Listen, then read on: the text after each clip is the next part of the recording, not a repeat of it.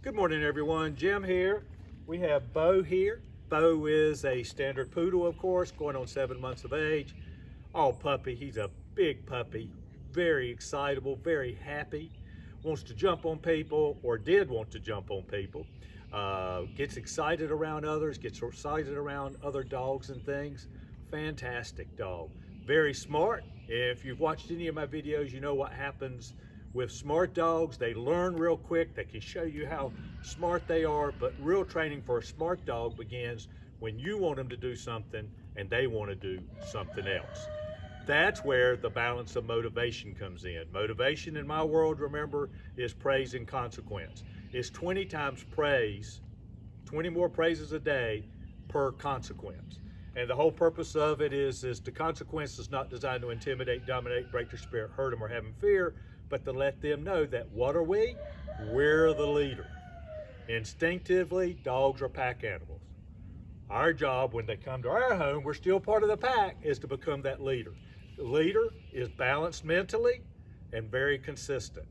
We're going to praise when he does what we want in the moment. Words, touch, treat, toy, positive emotion. Every one of those are important. Okay, you can interchange if you like toys and treats, but all the others are important. Okay, man, you ready to work? So we're going to go through some of the things you need to do at home, and they're pretty easy, but you just have to be consistent doing them. If he messes up, we're going to deal with it. In fact, I had one of the first ones mess up a couple of weeks ago, and I've had a number of people tell me that was very good because it allowed them to see what to do. So I'm not going to shoot for it, but if it happens, we'll fix it, and I'll try to explain it. You ready, buddy? Okay, let's go. Good boy. So very first thing is let's go. That's our walking command. I want him walking right beside me. Okay, if there's another dog, I'm going to be ready for it. If he starts to pull, I'm going to tap the leash. Good boy. When we stop, he doesn't have to sit. He just stands right there with me. He cannot pull on a leash anymore, okay? But in our let's go, if he starts to go this way, we're going to tap the leash, tap it. We're not going to pull it. Tap and release, okay? When we tap and release, we're making him think about what he's supposed to do in that situation, okay? We're going to tap it back to our side. If he's behind us and he's just being a little unsure, we're going to try to motivate him up. If he's being a little obstinate, we're going to tap up as well. And when we tap the leash, we're going to tell him or no and repeat the command. When he gets back, we're going to give him light praise to let him know what's going on. Let's go. So we're still walking. And as a dog trainer, you think about what you want to do next so that you're ready to act on it. Sit. Good boy. Good boy. He's a shaker. We're taking away shake right now. Good boy. Sit means sit. If he didn't sit then, okay, or if he got up, I would tap the leash straight up above his head. It'd be no, sit, good boy. If he sat, words, touch, treat, toy, positive emotion, then what I would do is I could have given him a treat if I want to. I could give him treats for everything. You give treats as much as you want, but it's important they listen to you without treats. Okay, break. Atta boy. So now I released him from a command. Good boy. I said break. You hear that tone? Step back, and I put my hand right here. Why do I put my hand right here? Is I want him to target me. I want to become the center of the universe. If I put my hand here and I see that a lot, he's going to go here. Then what happens if he sees something else? He's going to react to it very possibly. I'm also on the break laying the precursor for the COME command coming up. Let's go. So we did the SIT. You saw the hand signal. Now, I don't keep a dog in a sit too long. I don't do sit S-T-A-Y at all, okay? But I'll keep him there 30 seconds, a minute. Some dogs are more apt than others. I just don't like to put them in that sit because I think it can be uncomfortable, especially for bigger dogs. Let's go. So we're going to work our way back around again. Sit. Good boy. Down. Hand signal from the side is down. Good boy. Down is down. We ask him to down, he has to down. This is his head. If he didn't down or if he popped up, I would just tap right back to the ground. No, down. Not here to hurt him. We're here to provide a consequence. And that consequence, I believe in my heart of hearts, is touch. Okay? So he has to hold it. Okay, buddy, sit. Notice that tone of voice. I have found that when we teach a dog to down, teaching them to sit from the down, I do immediately. But did you hear that tone? I'm trying to encourage him. I'm trying to communicate more than just words, but with emotion. Let's go. Come on, buddy. All right, let's go. So I'm gonna load him up a treat. He doesn't know I'm loading up a treat right now because I don't want to telegraph it. I've got it in the palm of my hand. If he does what I want, I'm gonna pay him off. Okay, buddy, let's go. So now we're gonna do the place. Atta boy, look at me, good job. Oh, I dropped it. Now why did here, I got it right here. Hey. Good boy. So why did I pick it up? I don't want dogs to pick stuff up off the ground. It could be very dangerous when we're out in public. Places, lay down, sit down, stand up, read a book. I don't care as long as he stays there. Easy, an hour or two at a time. I can go out of the room, we can go out of the room, and he's right there, okay?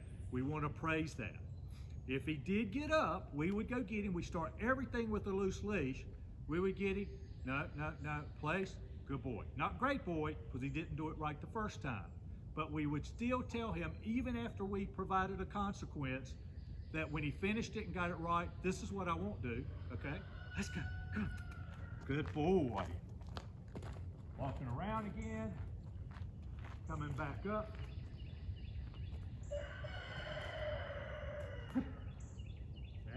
Boy, good boy. Break. I know the hup or the load up sounds a little crazy, but you know what we did with that? First of all, it gives them confidence when they can do something along those lines. But we took that hup, teaching him how to jump. No. So why did I bite him? I don't want him putting his nose to the ground, especially out in public. In your yard or what have you is fine. Again, I don't want him to pick up something that can hurt him, okay? That's on our walk as well. But why did I do the hup? And why did that create confidence? He can load up in vehicles now. You knew he could, he just didn't know he could. So we taught him how to load up in the back of his SUV, okay? All right, next thing is the heel command. The heel command is where he's right beside us. I like to say we have an imaginary box here, and we tell him to heel. He starts walking with us. When we stop, he sits. Hand signal, heel. So I'll do it straight in front so he can see it. Good boy. Atta boy. Good boy. Okay, so now I'm getting ready to B-R-E-A-K him. Watch what happens. Hey, come. Atta boy, good boy. So, in my world, when I have him come, let me back that up a minute. I broke him and then told him to come. Okay, this is especially important off leash, but on leash when you're beginning is good. He starts to understand what break is.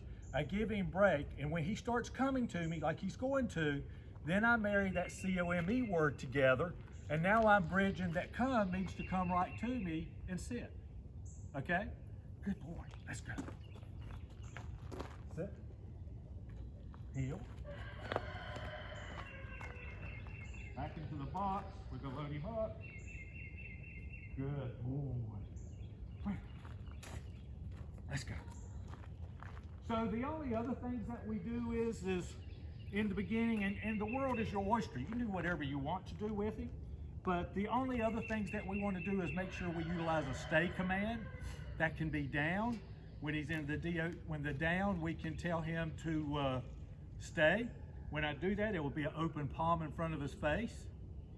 He has to lay there. And I tell all my clients in the beginning, down stay 2 or 3 times a week at least, 10 to 15 minutes at a time. What you're doing is you're setting yourself up as the leader, because the down command for most dogs is the most submissive command that they have to do. Then I take that stay command, let's go, and transition it into a room so that here we are. Let's pretend like we're in the house, we're in a room, okay? And he knows we're not in a room, but he's gonna understand what I mean. And we start to walk out the door, we go, stay. And then we walk out. Atta boy. Then we come back in and praise him, tell him good boy, stay. No, stay. It's hard for him to see the boundaries, but you get the idea. Then he's gonna stay in the room. If he comes out, we're gonna get him and go, no, stay. You saw me tap him right back when he started to. The other thing is when we can catch a dog in the moment doing something right or wrong, praise or consequence in the moment is so much easier to do. Hey, what are you doing? Okay, down.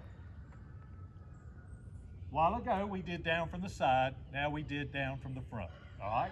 So last thing we're gonna do is we're gonna come right back to the recall.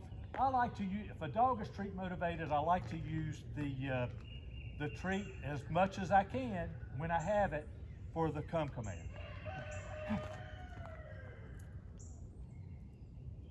Good boy. Ah, boy. So, Frank, tell him to come. He comes right to me. I pay him off in the beginning. Later, I have him come and just hold it and look at me for a while. Good boy. Good boy.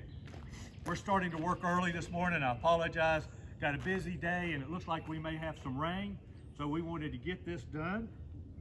He's a special guy. I love dogs. You know, I love dogs. But there's something about a poodle. I don't see them all the time. They're just so fun to be around and to work with, okay? Normally he's a little bit crazier than he is right now. I appreciate that he's listening, but we deal with what we have in the moment. We just make sure that we praise him and let him know when he's a good boy. Even when he's doing nothing, if it's something you don't mind happening, praise him for that. And he'll say, oh, Mom doesn't care if I'm lazy today. No, I'll praise you because you're not in my hair. The only other things that we have to do is behaviors, you know, jumping up on people, counter surfing. Those are all things that we have to catch in the act.